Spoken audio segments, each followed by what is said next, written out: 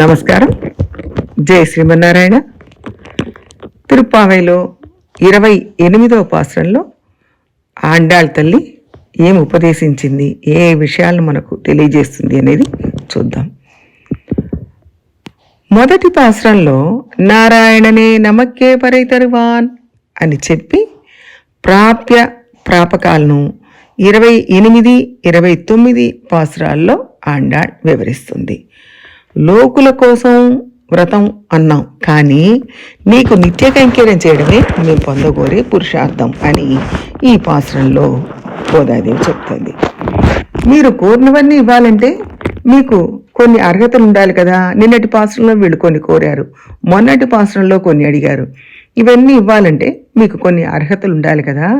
మీకున్న అర్హతలు ఏమిటి అని ఈ పాసురంలో కృష్ణుడు అడిగాడు. దానికి వీళ్ళు సమాధానం చెప్పారు. పాసురం ఒకసారి అనుసంధానం చేసుకుందాం. కరవెగల్ పిన్ సెంట్రు కానం சேர்ந்துண்போம் அரி ஒன்றுமில்லாத ஆயர்குலத்து உந்தன்னை பிறவி பெருந்தன்னை புண்ணியம் யாமுடையோம் குறை ஒன்றுமில்லாத கோவிந்தா உந்தன்னோடுறவேல் நமக்கிங்கு ஒழிக்க ஒழியாது அறியாத பிள்ளைகளும் அன்பினால் உந்தன்னை சிறு பேரழைத்தனவும் சீரியருளாதே இறைவாணி தாராய் பறை ஏலோரெம்பாவாய் కరవెగల్ పిన్ సెంట్రు కానం சேர்ந்துண்போம். వ్రతం కోసం మీరు కోరిన పరికరాలను ఇవ్వటానికి మీకున్న అర్హతను తెలియజేయండి అని కృష్ణుడు అడిగాడు. దానికి సమాధానంగా గోపికలు చెప్తున్నారు, మాకున్న జ్ఞానమే లేదు. పశువుల వెంట అడవికి వెళ్ళి తింటాం. ఆ పశువులే మాకు గురువులు. అందుకే అవి ముందు వెళుతుంటే వాటి వెనకాల మేము వెళతాం. అంతేగాని మేము వేరే పుణ్యకార్యాలు ఏమీ చేయలేదు, మాకున్న పుణ్యం ఏమీ లేదు అని చెప్పారు. దానికి కృష్ణుడు, అవి ఋషులు తపస్సు చేసే అడవులే కదా, అక్కడ తిరిగినందుకు కొంత పుణ్యం వస్తుంది. ఋషుల ప్రవచనాలు కొన్ని వినుంటారే మీరు, లేదా ఋషులను సేవించి ఉంటారు, దానివల్ల మీకు కొంత పుణ్యం దక్కుతుంది కదా అన్నాడు.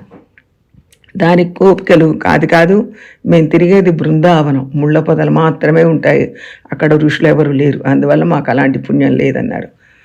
ఆహార శుద్ధో సత్తశుద్ధి అంటారు కదా, గృహాల్లో భగవంతుడికి నివేదించిన ప్రసాదాలు తింటారు కాబోలు, అందువల్ల కొంత పుణ్యం రావచ్చు అన్నాడు కృష్ణుడు. కాదు మేము సద్దన్నం తింటాం. శుద్ధి అనేది మా ఇంట వంట లేదు. కుదురుగా కూర్చొని తినడం కూడా మాకు రాదు. పశువుల వెంట నడుస్తూ తింటాం. అంటే భోజనం చేసేటప్పుడు పాటించాల్సిన విధులను కూడా మేము పాటించేవాళ్ళం కాదు, అందువల్ల వచ్చే పుణ్యం కూడా మాకేమీ లేదు అని చెప్పుకున్నారు. కులధర్మం నిర్వర్తిస్తున్నారు కదా, అది పుణ్యమేగా అన్నాడు కృష్ణుడు. అవన్నీ మాకు తెలీదు, మా పశువుల మందలు అడవికి వెళ్తాయి, వాటి వెంట మేము వెళ్తాం అంతే. ఎక్కడైనా కొంచెం పుణ్యం ఉందంటే ఆ పుణ్యమే మిమ్మల్ని కాపాడుతుందని కృష్ణుడు వదిలేస్తాడేమో అని గోపికలు ఆకించన్యం ప్రకటించుకున్నారు.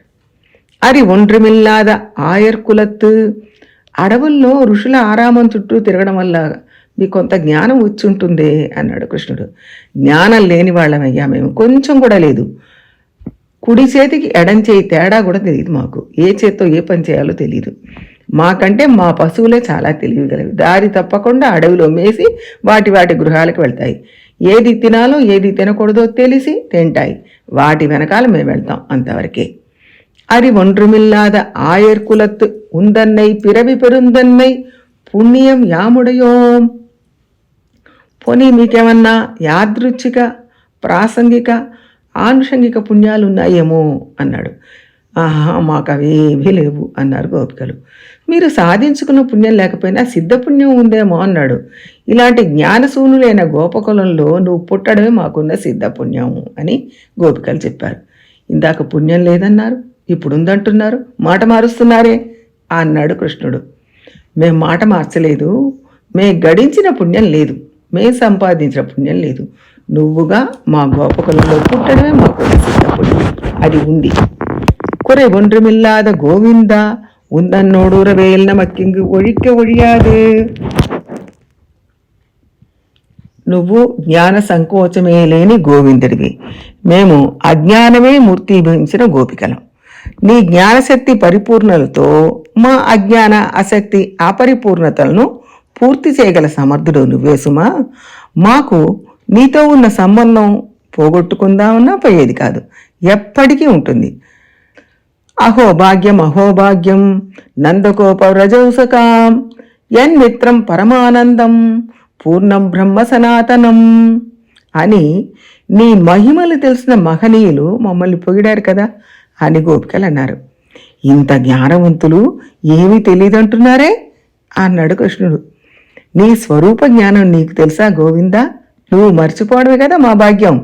గొల్ల వేషంలో గోవులను కాచి నువ్వే కదా పార్థసారథిగా గీతోపదేశం చేశావు. సర్వధర్మాన్ పరిత్యజ్య మామేకం శరణం వ్రజ అన్నావు. ఇప్పుడు మేము నిన్న అదే కదా అంటున్నాం. నీ దగ్గరకు వచ్చి మా ధర్మాలను వదిలేసి శరణాగతి వేడుకుంటున్నాం. మమ్మల్ని అనుగ్రహించక తప్పదు. పరమాత్మ నుంచి జీవాత్మని వేరు చేయలేరు, అలాగే నీ నుంచి మమ్మల్ని కూడా ఎవరు వేరు చేయలేరు. నువ్వు ఆకారవాచ్యుడివి, మేము మకారవాచ్యులం. ప్రణవంలో నువ్వు ఉన్నావు, మేము ఉన్నాము. అంతేకాదు మనకు దేహ సంబంధం కూడా ఉంది. మనం మేనత్త మేనమామ పిల్లలం. ఈ సంబంధం ఒకప్పుడు తెగ్గొడితే తెగేది కాదు, ఎప్పటికీ 7 జన్మలకి ఉండేది అని ఈ గోపకన్యలు చెప్పారు. ఓహో, మన సంబంధం ఇప్పుడు గుర్తొచ్చిందా మీకు? మునుపు నన్ను ఏవేవో చిన్న చిన్న పేర్లతో పిలిచారే అంటే அறியாத பிள்ளைகளும் அன்பினாலுந்தன்னை சிறு பேரெத்தனவும் సీరియరులాదే. అయ్యయ్యో, జ్ఞాన సునీలం కదయ్యా. తెలియక ప్రేమతో ఏదో నారాయణ, దామోదర, కేశవ లాంటి చిన్న పేర్లతో పిలిచాం. కోపగించుకోకయ్యా అని ప్రార్థించారు. కృష్ణుడికి 7 రోజులు గోవర్ధనగిరి ఎత్తి సాధించుకున్న గోవిందనామ ముందు నారాయణ, దామోదర, కేశవ లాంటి పేర్లన్నీ చిన్నవట. అందుకనే చిన్నపిల్లలను తెలియక అలా పిలిచాం అని గోపికలు అపరాధం క్షమించమని వేడుకున్నారు. ఇంకోటి, ఈ గోపకన్యలతో గోపకులంలో పుట్టడం వల్ల, అంటే ఇక్కడ పుట్టి గోవర్ధనగిరి ఎత్తడం వల్ల ఈ గోవిందనామం వచ్చింది కాబట్టి, వీళ్ళ సంబంధంతో ఉన్న నామం కాబట్టి ఆ గోవిందనామం అంటే స్వామికి పరమ ప్రీతి. ఈరైవా నీ తారాయి పరై, స్వామి మాకు పరను కృపచేయమని ప్రార్థించారు గోపికలు.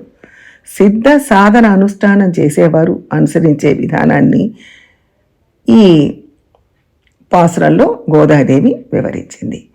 శరణాగతి చేసి అపరాధ క్షామణం కూడా చేశారు. పరై అంటే ఏమిటో రేపటి పాసురంలో ఇంకా వివరంగా చెప్తారు.